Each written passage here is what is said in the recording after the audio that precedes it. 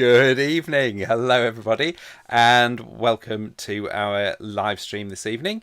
Love to see quite a few of you watching live tonight. If you are doing, then please do join in with the activities in the chat window.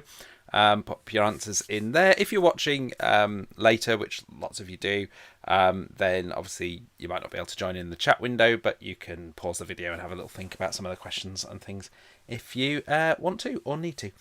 I'm joined as ever by Ciara. Hi, Ciara. Yeah. And we've got a range of paper 2 activities today, UK government activities, haven't we? And shall we just get cracking with it and get straight on with it? Sure. Yeah, why not? Okay, so first up we have a quick timeline activity. We've got some years down the left hand side. We've got some constitutional reforms down the right hand side. And let's see how quickly you can pair those up and put the right year next to the right constitutional reform. In most of those cases, we're talking about the year a particular piece of legislation was passed. Sometimes it's where something actually came into being, like the Supreme Court, which was linked to an earlier piece of legislation, but we've got the year when it was established. So Maddie's come right in with the EU Withdrawal Act. Putting that for 2020. That sounds like a good call. What else have we got? Interesting that obviously one of them doesn't exist anymore because obviously with our Absolutely. constitution codified. Absolutely. Great example of that. Yeah. Excellent. Chloe just spotted it there. The Fixed Term Yeah, Parliament Fixed Term Act Parliament Act 2011. 2011. But the Fixed Term Parliament Act is no more, as Ciara said. It was repealed. So it's an example of one that's been and gone. We've got the recall of MPs 2015. Well done. Troy has put about the Supreme Court being 2009. Yeah, that is when it was established. It was, the Constitutional Reform Act of 2005 set out the plans to do it. Took a few years to establish. A few people have got Lords Reform 1999. I think we're nearly there now. The Devolution Act. I think is that what we've got left? Yeah. These are all really important Yeah. laws to know, and the dates are quite important as well when you're thinking about your examples. Yeah. Oh, Amber's done all of them. Shall we have a look? I think she's got them. If Amber's right, yeah. Here we go. So there we go. It's got that little timeline of constitutional reforms. Well done. Lots of you getting those. Yeah, definitely worth bearing in mind. Fixed Term Parliament Act has been revoked. It was brought in for the coalition, really, to try and provide stability during the coalition government, which you could argue that it did. Interestingly, after that, it didn't prevent snap elections, so it didn't really perform its role because we had 2 quick-fire snap elections, and now it no longer exists. Yeah, it's like you've said before, it didn't really work for an opposition MP to try to stop an election because they're saying, well, you're the better ones in power. We don't want an election. So Yeah, you can't really imagine a scenario where a serious opposition party would turn down an election because it shows very serious lack of confidence if you'd say we don't want a general yeah, election. exactly. There were people who suggested maybe Labour should have said that in 2019, but if you imagine how that would have been presented as them saying, no, we'd rather you stayed in government. And so, yeah, an interesting one. Okay, handing it over to Ciara for some MCQs. Yeah, so these are just type the letter in the chat for what is the correct answer. So there's obviously one of 4 of these options. So for the first one, what is the term used when the people have power at elections and referendums? So economic sovereignty, legal sovereignty, popular sovereignty, or is it political sovereignty? Okay, I've actually made this question a little bit confusing deliberately. Political sovereignty. Okay, good. We've got a few people guessing political sovereignty. That one's not it because I've made it extra difficult just to be annoying. Think about So the people having power. Have a think about that. Yeah, so political sovereignty is more so to do with parliament and things like that.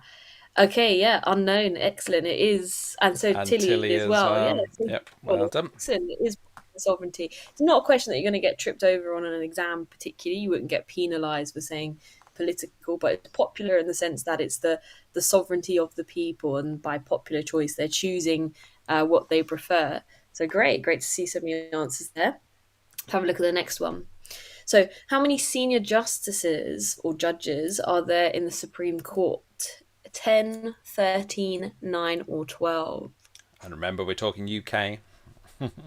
So of course, in the UK, yeah. Now, this one is interesting. So, just a caveat to this is there are more justices than there are then would be used on a single court case. So, I can see a couple of people have put C, which is correct when there's a kind of a high profile court case. I'll often use 9. Um, but there's actually in total, there's actually more than that. That way they can do more than one case at time as well. So excellent, D. Yes, the correct answer is D. So they don't always sit on the same court case. If there's a case that's particularly problematic, such as obviously the proroguing of Parliament, or something like leaving the when they basically the withdrawal bill one, triggering on Article 50, then they would have 11. But often they actually have much less than that. So Yeah. excellent, D is the correct. It's the reason why I reiterated that we were talking the UK, because as Queen has said there, it's 9 in America, but it is 12 in the UK. Yeah. Yeah, there's a lot of differences actually, and it's almost, I think a lot of the UK Supreme Court is built on the failings of the US one. I think they would have studied that when considering it. Okay, so number 3 then. Look. What did the Salisbury Convention prevent? The Lords blocking money bills? Did it prevent parliamentary ping pong? Did it prevent Lords blocking legislation from a governing party's manifesto? Or did it prevent ultra vires? I think you better explain Okay. what we mean by ultra-vires, because it comes up in a later question as well, and people might not know it. It does. Some correct answers are coming in for the questions, so should we Everyone's got reveal this one. reveal that one I'm trying to trip first? people up too. Okay, yes, the correct answer for that, as you've all said, is C, blocking legislation for the governing party's manifesto. And I think that's quite an interesting one. So it reinforces the democratic legitimacy of the House of Commons, in the sense that it's arguing that people vote based on manifestos, and therefore this unelected body has no right to intervene in that. Just to reiterate, what is ultra vires? It just means beyond powers. If a MP is acting beyond powers, I wonder if an MP might be, or minister, sorry, would be, a minister acting beyond powers. I wonder if a minister is going to be called up on that in the kind of week to come. Yes, definitely. Izzy, great point raised. Could you use that synoptic link? Definitely, you could use that. So it would be linking it to democracy if you mention that people vote based on a manifesto, and the Salisbury Convention therefore reinforces that. Excellent, Izzy. Yeah, it was interesting because it didn't apply to the coalition agreement. It was deemed as it shouldn't apply to the coalition agreement 2010 to 2015 because that wasn't any party's individual manifesto. And there was a debate about 2017. Some lords suggested it shouldn't apply because Theresa May didn't get a majority. Obviously, that ends up being quite an interesting debate then as to when this convention should apply. Maybe there'll have to be, a sort of a clearer convention, or maybe that's an argument why we should have a codified constitution so that there was clear rules on these things rather than us making it up as we go along. Okay. There's a question there about, doesn't it also prevent laws from postponing a bill for more than 2 years? That came through one of the Parliament Acts, isn't it? So there are a range of restrictions on the the role of the Lords, but the Salisbury Convention is about the items that are in the manifesto. Yeah. Okay. So this one I think is quite an interesting one for talking about. Oh, sorry. Whoops, benches. Yeah, sorry. That should. Well, I'm just worrying slightly because I changed it to backbenches, and I'm just wondering why it's changed back again. Anyway, don't worry about it. Yeah. So how many days are backbenchers? Sorry, so a backbencher is 2/3 of the House of Commons. Sorry, and they are MPs who don't hold a ministerial responsibility. How many days are backbenchers allowed to choose the topic of debate for a year? 45, 15, 35, or 12. Importantly, actually, it's not necessarily a debate that takes place in the House in Mm. during Prime Minister's Questions House of Commons. It can happen other times, other Like places in Parliament. Westminster Hall, for example. Yeah, but most of them do take place in there. Yeah. And I think this is important because, our backbenchers lobby fodder. Do they just do as they told and they don't have any control? Well, you do have these backbench days where they can take control of the parliamentary agenda. A great example, obviously, is the upskirting bill, where these backbench MP was able to put forward making upskirting a crime. It did lose because the Conservative MP said backbenchers shouldn't be able to decide these sorts of things. It's a And filibustered. then he filibustered, yeah. Yeah. But then, even though it did get defeated, Theresa May did adopt it because she could see it was popular. So excellent. I can see this is one people not less sure about this, but Yeah. the answer is actually C. Yeah. So it's 35. So Oh, well, backbenchers same as get me. 35. That's all right. Backbenchers get 35 days a year when they get to decide on parliamentary topics. And that's quite important for assessing and evaluating the extent that Parliament has power over the executive. All right. So, how many women were elected into Parliament in 2019? Our most representative Parliament yet in 2019. So, In people are terms of hailing this as a great yeah, success. in terms of But in descriptive terms of representativeness. Yeah. descriptive, yeah. Although, yeah, the bill did pass. Sorry, someone asked about the upskirting bill, the voyeurism Yes. one, and it did pass in 2019 because Theresa May adopted it, not because of the backbenchers. But I would argue the pressure of the backbenchers Yeah. made it relevant. So yeah, so you notice actually all of these numbers are less than half of MPs, so still not quite their representation for women. But I can see Kira's got the answer there. Same name as me. I should have said that right. Sorry. Is is C 220. So Oh, excellent. D So 200, D 220. Sorry, D 220. Yeah. So much Ciara and Clive got it. Yeah. information. Yeah. Next one. Okay, so got a little higher or lower activity now, where we're looking at some prime ministers, and one of the things that we might say about prime ministers is that they can dominate Parliament and dominate the legislature, and one of the measures of that is how often they're defeated in the Commons. And so we're going to look at some prime ministers and how often they're defeated, and you just need to decide whether it's higher or lower. If you know the actual number, that would be incredibly impressive, and we'll might even give you a little round of applause. But but if you can just decide whether it's higher or lower. So we start with Theresa May's government between 2015 and 2017, and she was defeated 33 times in the House of Commons. Okay, so the next one we're going to look at is Margaret Thatcher. Now, bearing in mind Theresa May was only in government for slightly less than 2 years, Margaret Thatcher was there for over 10. Was she defeated more or fewer times than Theresa May? So are we going higher, more than 33, or lower? So Buys said lower. Give people a chance. And I suppose, yeah, how much lower would be a would Yeah, be a then we've got a supplementary guess. question. Quite a lot of people are going lower. Arhan said 4 times, Mm. and he is correct. It's incredible as a contrast. Well, there is a round of applause.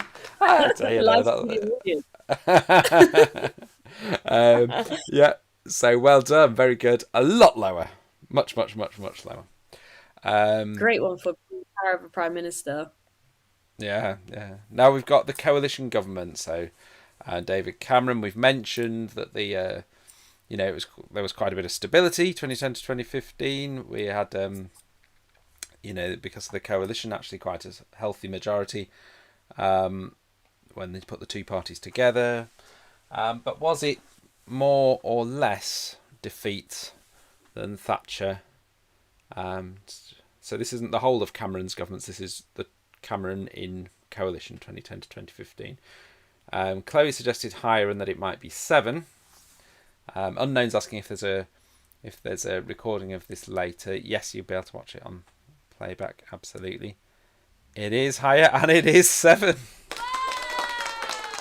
Very good. Quite a few. Chloe said 7. I thought Ahan said 7. Izzy said something like 7. Lots of people saying they think it was 7. Well done. Last one.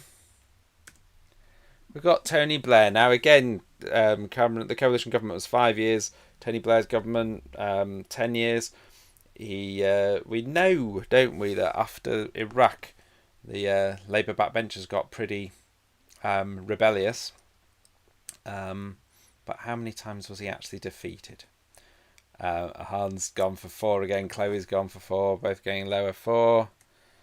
And we know to trust them now, don't we?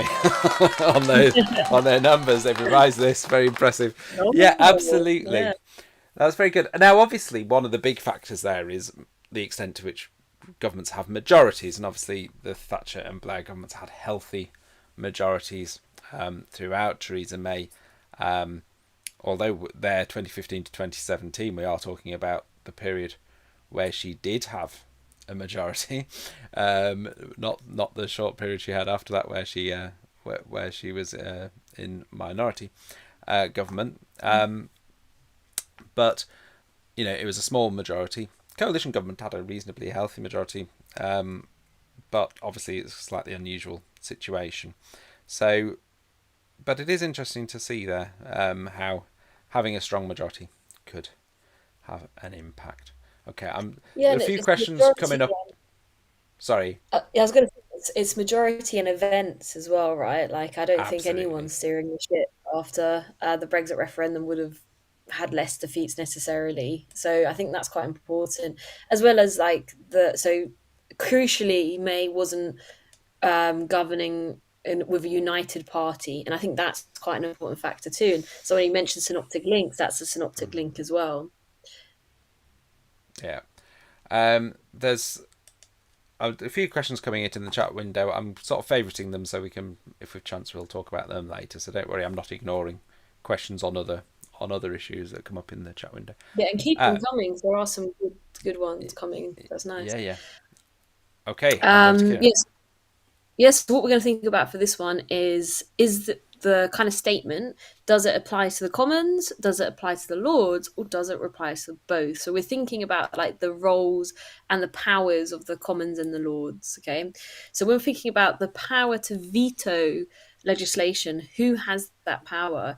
Is it the Commons or is it the Lords? What do you think? Or could it be both? Or could it be both even? Sorry. Yeah, you've added to this happy template with a both column, so we better mention it.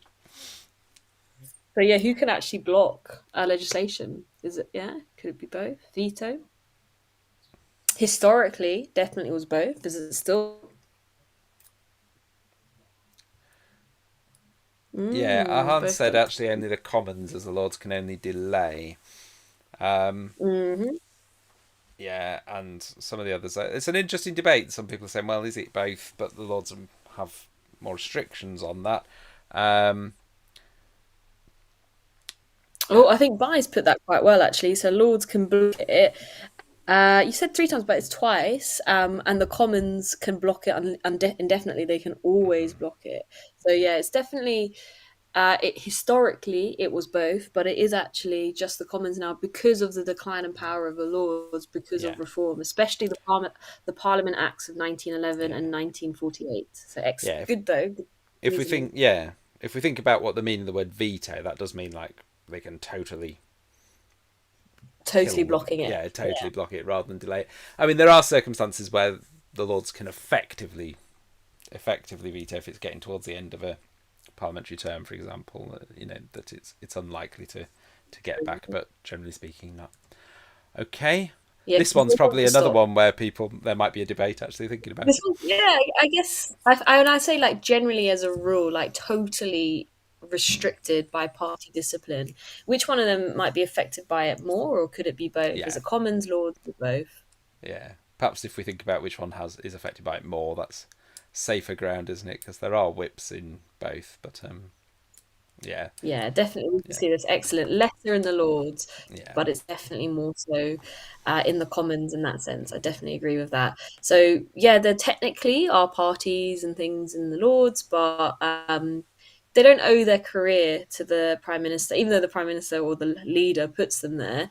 They can't. They're there for life, so they're not kind of bound by it in the same way. So, yeah, great. So, kind of both, but mostly the Commons. All right, let's have a look at the next one. The power to suggest amendments to legislation.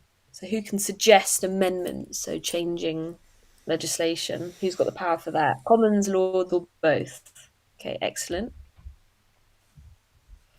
Yeah, Aran said another good point. The Lords do have a degree of neutrality, and I think that's quite important that they don't have that much party discipline. Okay, everyone's got this. Excellent. Definitely both. Both have the power to amend legislation. Of course, the Lords can be, after sending it back and forth twice, they can be ignored and rejected. But on the whole, when they usually do send things back, it does reach public attention and it makes people kind of think about things a little bit. Not that they're always listened to, so really good. Right, let's have a look at the next one. Okay, who provides the government with ministers? Is it the Commons? Is it the Lords? Or is it both? So, ministers, as in people who form the government, who actually does that?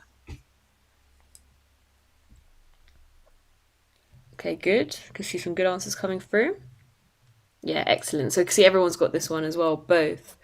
Um, so they might not take. So there has to actually in every single government department there has to be a lord represented.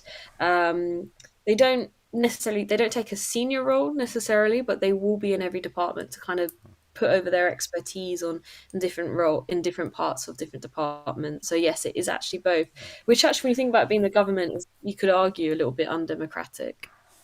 When they obviously they have ministers' questions in the Lords as well, so there has to be a Lord who can answer questions in the on the Mm, government's very behalf true. for each department. Yeah. Okay. Okay, so let's look at the next one. So the next one's actually this is another synoptic link because mandate is something from paper one. So this way we see that synoptic links do happen quite naturally. So which one has a mandate? The Commons, the Lords, or both? Coming in pretty quickly with that one. Yeah. Yeah, Griff's got easily. it. Nice.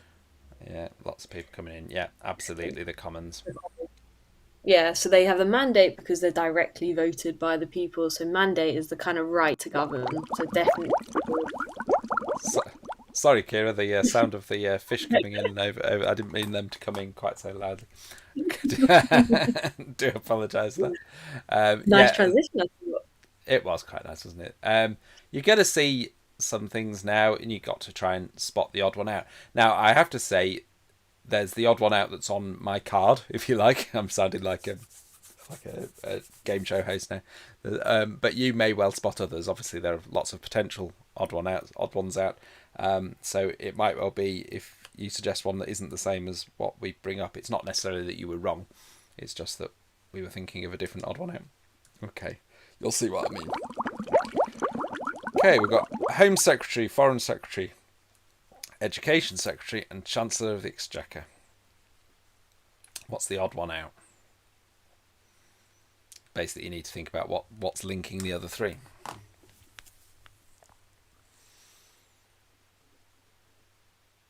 They're all cabinet ministers. I mean, Jerome that was said, really quick, Jerome. Lovely. yeah, nice and quick. Education secretary, not one of the big four, as we sometimes term it, the great offices of state. Okay, lots of other people coming in with C or education secretary. Well done.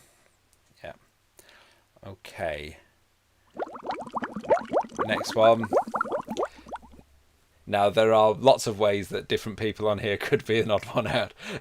So you might come up with other ways that they are than the one I've got in mind. John Major, Margaret Thatcher, Winston Churchill, James Callaghan. Let's see what you come up with. There are all sorts of ways that you could have an odd one out here. We've got 4 prime ministers. Which one is the odd one out? Bearing in mind, I John Major. suppose... Sorry? No, no, go on, go on. Sorry. I was just going to say it might help. I'm just trying to see what we've had. Suggestion of A, possibly John Major. You might need to say why then if you're going to suggest people, because then that would help us. Josiah said B is the only woman, and a few people have gone D because Callaghan's the only Labour one. Those are obviously both perfectly legitimate answers. It's not what I had in mind, but they clearly are correct. Think in terms of other ministerial roles beyond Prime Minister. That's my little clue for what I was thinking of, as this is a sort of Prime Minister and Cabinet activity. So it's kind of what they did before they became Prime Minister.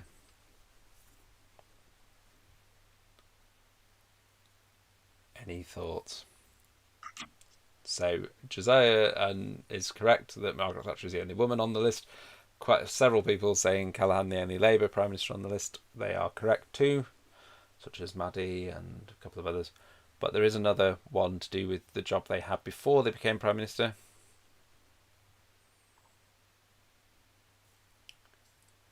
That's a good one, actually. That's an interesting one, mate, because their successors were all of the same party. I'm just going to think whether that's true. No, I'm not sure it is true. But it's a nice, it was a nice thought. But actually, Thatcher followed Callaghan, Attlee followed Churchill. Callaghan's a good one because he had all four of the great officers of state. He did. That's brilliant. So you could say he was the odd one out for that reason. Major was a minister before he became Prime Minister, and in fact, what he did immediately before being Prime Minister is the thing that links three of them. James Callaghan also did it when he had one, along with three other jobs. Okay, I'll give you it. Margaret Thatcher was the odd one out, which we had because she was a woman, but actually it was because all the others had also been Chancellor of the Exchequer at some point. Okay. We're yet to have a female Chancellor. Yeah, it was interesting. Rachel Reeves was being asked about that today when she was being interviewed in New York, because of course she could be the first one. Could happen. Wow. Yeah, could happen. Okay. Right. Now we've got James Callaghan, Theresa May, David Cameron, and Gordon Brown. Right, don't go Theresa May being the only woman.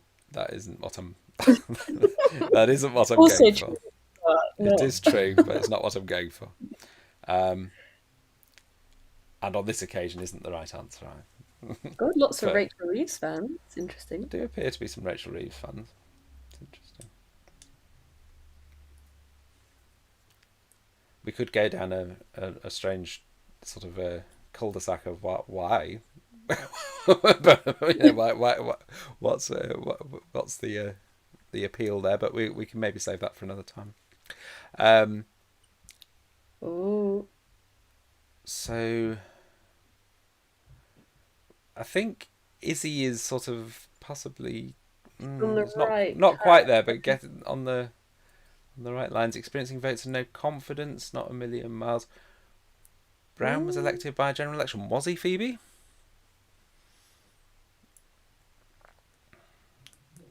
Gordon Brown, the only PM out of those to serve one term. In terms of full term. There seems to be Nina's wondering if Rachel Reeves is the woman off Countdown. That's Rachel Riley. Both good at maths, I assume. Okay. Shall we have a look who I had in mind? You're all sort of skirting around the right sort of area, but I was actually going for C, David Cameron. None of the others ever won a general election with a majority. Theresa May came closest, of course. She won 2017-ish. But none of the others ever won a general election with a majority. David Cameron did win the 2015 election. Okay. Okay. And so Phoebe Brown was the only one not elected by a general election, but in fact, David Cameron was the sort of the only one. Sort of the only one who did, in a way. Okay. Right. I'm going to hand back to Ciara for something called an EVAL-U-WHEEL. Yeah, so with an EVAL-U-WHEEL, what we're doing, we're just going to get an argument, and we need to think about what could be a counter argument. So remember, that's quite important for evaluation. It's important that you have your judgment and that that's consistent throughout your answer. That's your AO3 marks. But it's also important that you pay tribute, you listen to the other side in the sense that you can put forward the alternative argument as well. So let's think about it, see what's going to pop up then. What Yeah, question are we I'll going to just get? I'm just going to quickly respond to a couple of comments in the chat window because a couple of people said, "Oh, that last question, that last thing was quite difficult," and they were worrying about it. Don't worry too much about that because you will have done some of those people as case studies for prime ministers, but not necessarily all of them. Or you'll know about some general elections and not others. You don't need to know.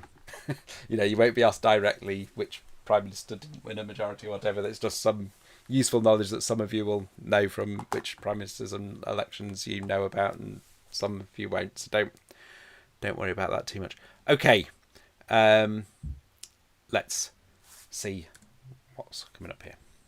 So we've got. Oh, Okay, sorry. so oh yeah, Did no, you? no. So the student argument is devolution will eventually lead to the breakup of the UK due to empowering local nationalism. So the point is quite negative about devolution, saying that it's going to lead to the breakup of the UK. What could we say to counter this argument? So we've got the criteria of empowering local nationalism. What arguments could you say that would oppose this point or counter this point nicely? I'll just check that's what we're after. I'll be after a. Are we after a however?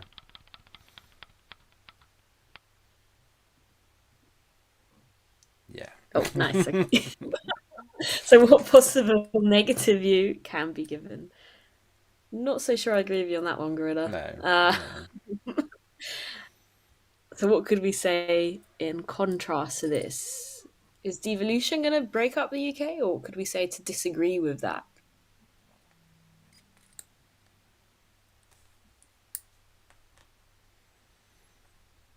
Give people a chance to type a little bit into the chat window as it's not just a lesson now. Oh, lovely. Josh had a good point there. Devolution doesn't grant enough powers to local devolved bodies, so sovereignty or power is still at Westminster. A really nice counter. So Queen says, no, Parliament has sovereignty, hence they won't give the powers to devolved bodies such as Scotland. They can always take powers back. Do you know? I obviously I'm really disappointed by this recent development by Sunak, but it's a great example for politics students. It was always quite a hypothetical, the idea of the governing party in Westminster rejecting something that was put forward in a devolved body. So the argument was that devolution's been quite successful because Westminster wouldn't take back power. But then in the Scottish Parliament, they put forward the Gender Recognition Act, and Sunak did overturn that. Yeah. So we see that's the first time ever devolution's actually been undermined, and that hypothetical argument about would Parliament ever take back power has an example to it now. There's some good points here Oh, with Scotland voting against full independence yeah, 2014. really. Phoebe's point's an interesting one, isn't it? Maybe it's had the opposite impact because Scotland's got the powers, they don't need to be independent. So it might have, yeah. For a long time, it seemed not to be having that effect because the SNP got a lot more popular, but they didn't vote for independence, as Tiers said. So that's interesting. Mm. I'm just countering some of the points that people have been making about, Westminster still having the power. You could say maybe that's, just countering that just out of interest, so we can have a knockabout. Maybe that's what could lead to the breakup of the UK, because people will, that supports local nationalism. People think, well, we're not getting enough out of devolution, so we need to be independent Mm. potentially. I love Griff's point as well. So devolution, in fact, creates unity and settles heightened national sentiment, such as Wales, and can arguably be seen to decrease demands of Scottish independence for the wider population. Really beautifully formulated sentence and Yeah. argument there. Could you bring up the West Lothian question? Yeah, you could talk about that. Live in a unitary system, sovereignty lies in Westminster. It's been positive for Northern Ireland. Yeah, lots of Yeah, interesting. absolutely, definitely positive. Resolved. something that people thought would never come to an end in terms of the Troubles. Very true. Yeah, just see what you put, but the people have come up with lots of other really good arguments there. Yeah, exactly. So we can see this. Somebody mentioned it, the Scottish referendum. Uh, the Welsh Nationalist Party. I'm not going to say it because I'm going to say it wrong. I might leave that to you to say, Duncan. Plaid Cymru. Okay, Plaid Plaid. Cymru, thank you. It doesn't dominate the Welsh Parliament, and obviously demands for English devolution have been low. I mean, the referendums for them were embarrassingly low, so Mm-hmm. very much not cause demands for break of the UK at all. You could argue. You could say. Someone's also said Northern Ireland has been given more EU powers while still paying in the UK is likely to lower calls for independence. I mean that Potentially. deal that was struck with for Northern Ireland was pretty exceptional. Actually, it's in a Mm. very unique position, and I think that did calm calls for it in the sense that they're still pretty much benefiting from the EU while still having trade with Britain as well. So really nice Yeah. example. Although we did just have the local election results, didn't we, where Sinn Féin did the best they've ever done in local elections in Northern Ireland, Mm. which suggests that there is, there are calls for, there are still people who want Northern Ireland to break away from the UK and join Ireland. Um, we've got the point about the failed North of England referendum, North East referendum in 2004. Tilly's put Nice, that good. 53% of Scottish people would vote for independence now, according to recent polls. So that's it. Lots of interesting stuff there. Okay. So got a bubble quiz now. Because we missed the COVID bubbles, right? Do you remember that? Okay. So for this one, it could be that one answer is correct. It could be two, three, or four, right? So you just basically write down the letter for the correct answer. So the first one is which Parliament Acts, I did mention this earlier actually, saw the removal of the Lord's veto power? Is it 1911, 99, 97, or 1949? It's quite Now, important. So these would be parliaments or governments trying to make quite a lot of change, and the Lords would be stopping it. Sorry, what were you going to say, Duncan? I was going to say you've given a little hint by there being a plural, which Parliament acts. Oh, So that probably helps a sorry. little bit. No, it's fine. It is correct, but but it might help the people because a few people correctly spotted A, but yeah, more people now Okay, you spotting guys A are phenomenal. and D. Excellent. Yeah, all these answers. So A and D. So A was the Liberals putting forward things like free school meals, which obviously the Lords, oh, sorry, not always, but the Lords disagreed with, being very establishment. And then D was the Labour government after the Second World War, and they kept getting kind of struck down when they were trying to pass things like the NHS. So they were like, enough of this, we're just reforming the Lords. Absolutely. Yeah. Okay. Josh was wondering about the House of Lords reform under New Labour. Obviously, that did happen in 1999, but it wasn't that particular role wasn't for removing Lord's veto power. It had another thing. I think it might come up later, so I won't mention it just yet. Okay. All right, Um, so your knowledge is excellent. Great answer, Aaron. So, which of the following is not a form of parliamentary scrutiny? Is it select committees, media, questioning, or vote of no confidence? Could be more than one.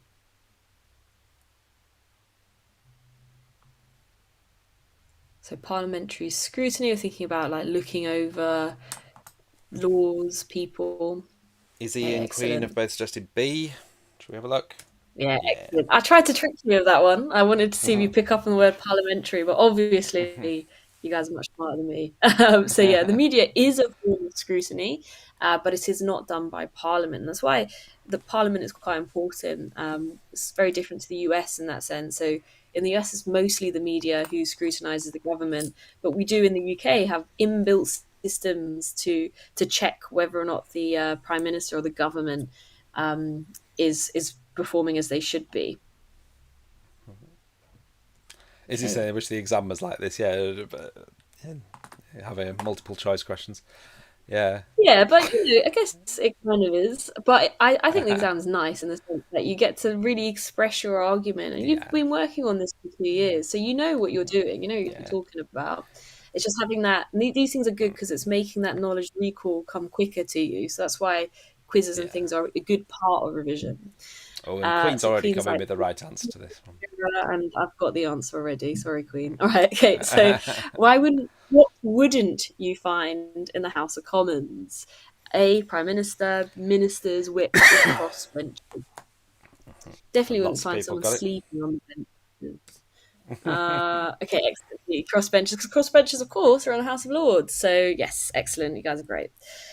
Which body has the power to make, revoke, and change laws? Judiciary, the monarch, legislature, or the executive? The power to this one. I did make this one deliberately tricky, um, just to see if there's any misconceptions on this. So the power to make, revoke, and change laws.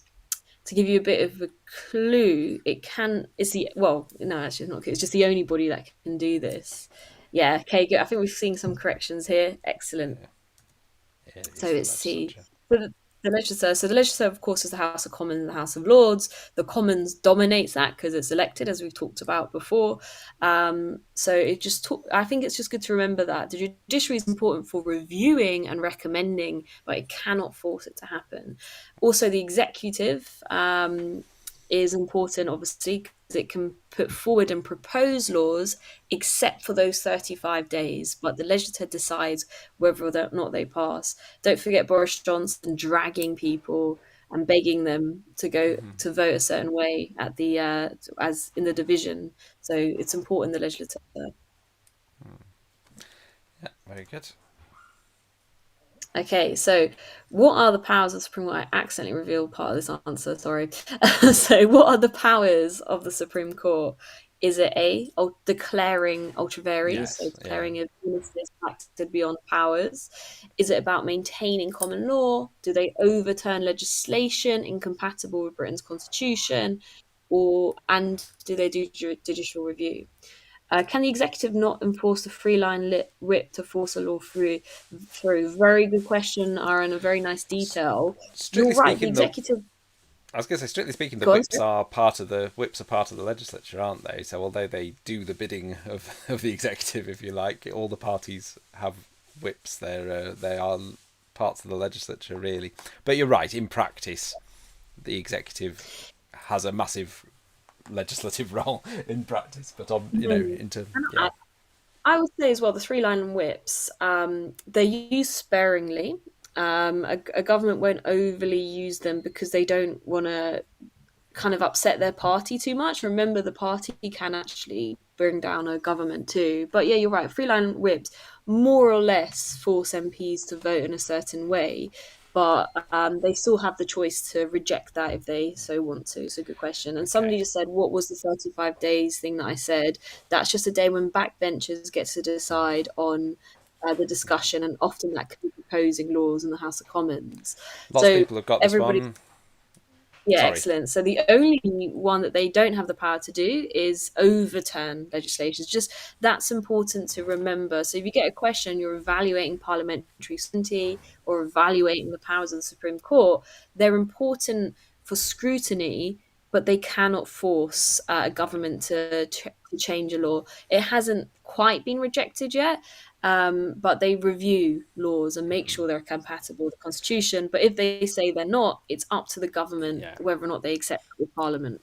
So that's just following up from Tilly's question there. So yes, the HRA, so the Supreme Court could declare, that something's incompatible, but then it would be for the government to respond to that one too, rather than legislation being overturned. Yeah, it's a good point. Yeah, so they because obviously the ECHR is part of that kind of constitutional process, but yeah, they can't. Even if it is, it's still up to Parliament to unmake the law. But it does create public pressure, so it's an important thing to assess.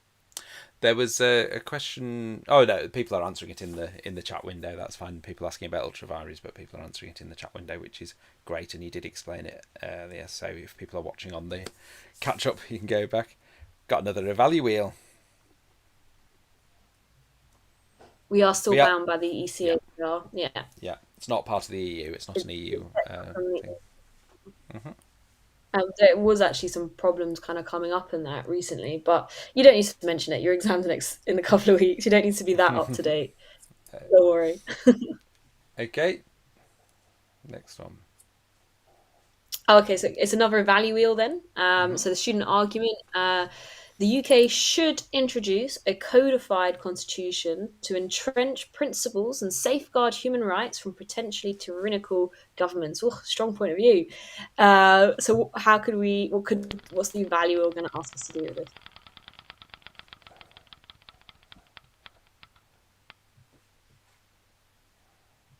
Wanting a however However, again. nice. So we're doing our evaluation. Excellent. So how could we counter this? That the UK doesn't need a codified constitution, but crucially, focus on the fact that there's a criteria here. When we're writing our essays, we should always think about that. We want to compare like for like. So what could we compare? Are human rights only protected through a codified constitution, or are there other ways that it can be protected in the UK? Are they protected okay as they are? No. Do we have protected human rights without a codified constitution? Okay, Izzy's just been great all day. Excellent. Can't be changed as easily if the Human Right Act becomes outdated. Yeah, so the flexibility of the uncodified constitution. Okay, so Gabby mentioned Supreme Court. Yeah, so the Supreme Court might not have the power to overturn legislation, but in practice, it can review it and assess compatibility with things like human rights. And often, I mean, so far, it's been respected and adhered to. So nice. Yeah. Iran again, also been amazing the whole session. Says makes government inflexible. So a nice, beautiful example. The response after Dunblane was the banning of semi-automatic weapons. So brilliant. Yeah. So lots of people going with that flexibility argument, and as long as you link it directly to the issue of human rights, then that's a good counter argument, isn't it? You could, because we're talking about human rights. I don't think that's quite the way you went with it. Well, you might be one of them. Suggested a few, don't you? Shall we have a look? What have we got? Okay, so conventions are largely upheld, and I think there's a lot of scrutiny if they're not, in the media as well as in Parliament. It has been respected so far. Every now and then there's mumblings, oh, it's really annoying, we want to get rid of it and have a British one, but so far, that thankfully, that's not happened.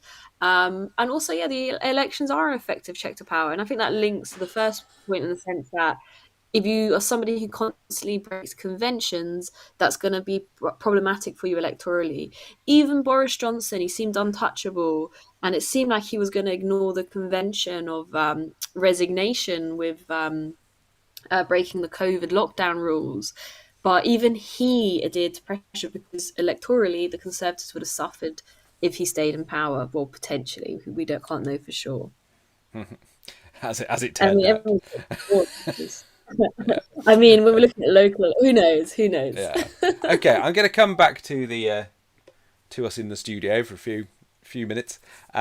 Just really just final thoughts. As I said, there were a couple of questions in the chat window, and one was brought up a couple of times about the EU and what you can be asked about the EU in this next exam. Something flying around your head, Kira? I just saw it. Yeah, Was that it? is. I just left the window open. Should have done That's that. all right. What A was it? bee. A bee. Oh, It's a bee. uh, Yeah, yeah. sorry. I was being really Um, professional and on the phase. yeah, absolutely. So it has changed. I mean, I see your teachers will probably told you a bit about this, and the main thing is probably not to worry unduly about it. It's just that they can ask you a bit less about it than they might have done prior to this change, just because we've left. So they're talking about politics today, not politics before 2020. So they Yeah, have to take into account the fact that we've left.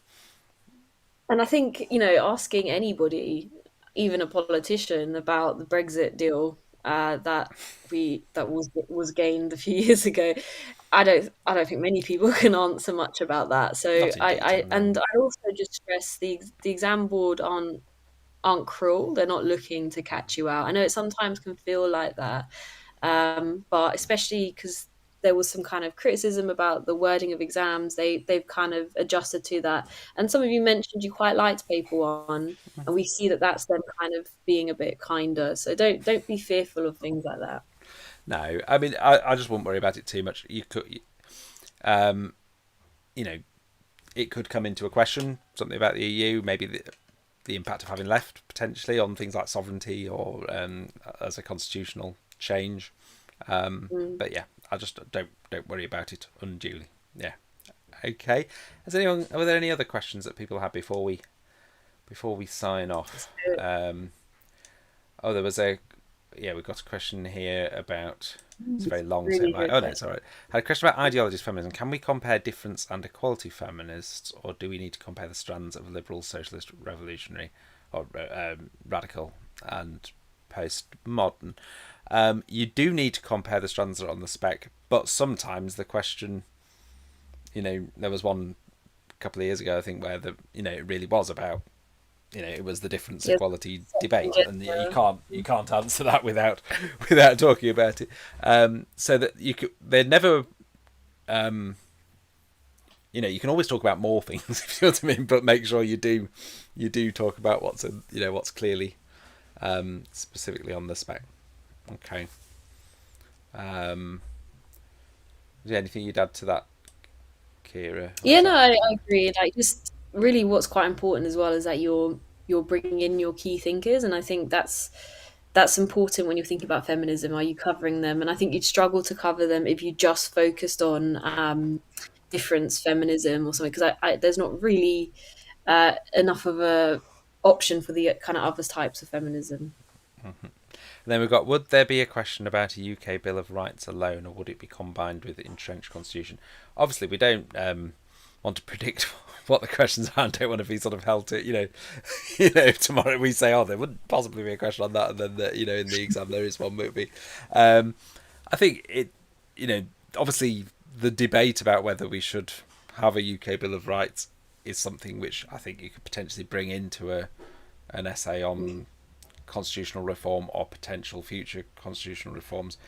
It hasn't happened, of course, and it's just been a proposal occasionally by the Conservative Party, so it's unlikely, I would have thought, to be the focus of a question.